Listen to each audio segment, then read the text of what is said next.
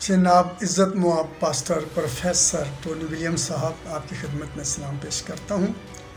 मेरा नाम पास्टर नदीम शबाब है। मैं बेसिकली वर्शिपर हूँ, गीत लिखता भी हूँ, तर्ज भी बनाता हूँ, गाता भी हूँ। तो मेरा एक छोटा सा सवाल है। पहले तो मैं बहुत खुश हूँ कि आप बहुत अच्छे तरीके से लोगों के अबहाम जो बाइबल के मतलब हैं दूर कर रहे हैं। तो छोटी छोटी बातों से, छोटे छोटे क्लिप से, तो मेरी भी एक रिक्वेस्ट है कि मत्ती रसूल के इंजील उसके 24 बाब की 27वीं 28वीं आयत है, खुदावंद यीशु मसीह जिसमें अपने आने के बारे में कहते हैं।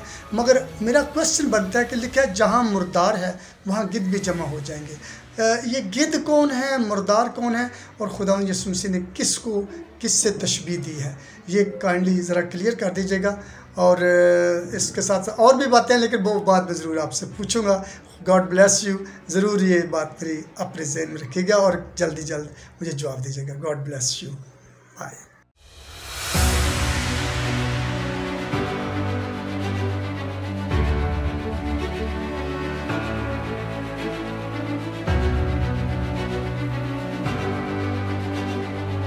हमने आपके शौक़ की कदर करते हुए एक नया YouTube चैनल शुरू किया जिसका नाम है टोनी विलियम ऑफिशियल।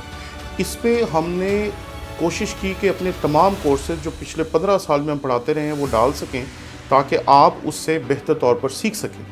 इसलिए आप जल्दी से जल्दी इस चैनल को जाकर सब्सक्राइब करें। जब इसके 1000 सब्सक्राइबर्स पूरे हो जाएंगे हम उसी दिन से इस पर अपने कोर्सेज डालना शुरू कर देंगे। इसलिए जल्दी करें ताकि हमारा टारगेट अचीव हो और हम इस पे अपने मटेरियल को डालना शुरू कर सकें।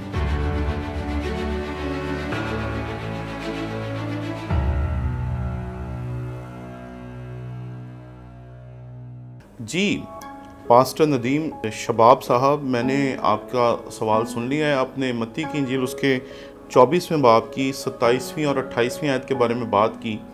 खुदावन के कलाम में से हम इस आयत की तलावत करेंगे। यहाँ पर लिखा है, क्योंकि जैसे बिजली पूरब से कौंध कर पश्चिम तक दिखाई देती है वैसे ही इब्ने आदम का आना होगा। जहाँ मुर्दार है वहाँ गिद्ध जमा हो जाएंगे। खुदावन के कलाम में से जब इन दो आयात का मुताला हम इकट्ठे करते हैं तो हमें पता चलता है कि यहाँ पर वाज़े तौर पर बयान किया गया है कि मसीह खुदावन का जब आना होगा तो वो इतना वाज़े होगा कि उसके बीच में किसी किस्म का शक या किसी किस्म के उबहाम की कोई गुंजाइश नहीं, बिल्कुल वाज़े होगा। जैसे बिजली पूरब से कौंध कर पश्चिम तक दिखाई देती है, जैसे दुनिया के एक कोने से दूसरे कोने तक जब बिजली कौंधती है तो दिखाई देती है, बिल्कुल वैसे ही इब्ने आदम का आना होगा।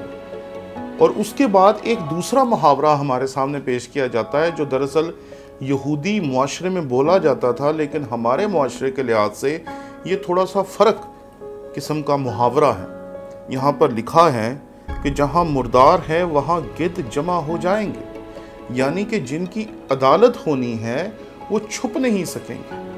तो आपका सवाल ये था कि ये मुर्दार कौन है और ये गिद्ध कौन है। तो ये दरअसल एक मुहावरा है और मुहावरा इस हकीकत को बयान करता है कि जब अदालत का वक्त आएगा तो जो जहाँ पर होगा वहाँ पर ही उसकी अदालत करने वाला जो है वो पहुँच जाएगा। कोई खुदा से छुप नहीं सकता।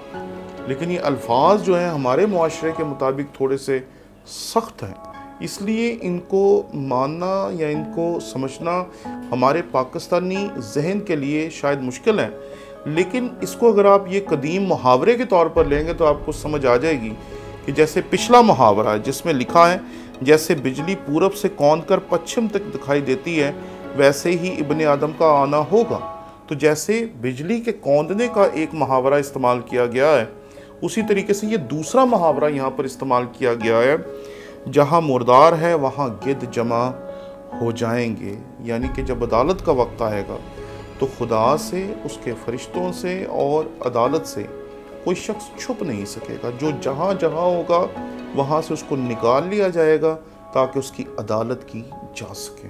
इसलिए इसे एक यहूदी मुहावरे के तौर पर लें जो खुदावंद के कलाम में इस्तेमाल हुआ, और इसका मतलब बिल्कुल सादा है कि जिनकी अदालत करनी होगी वो कहीं छुप नहीं सकेंगे, उन्हें वहाँ से निकाल लिया जाएगा और उनकी अदालत की जाएगी।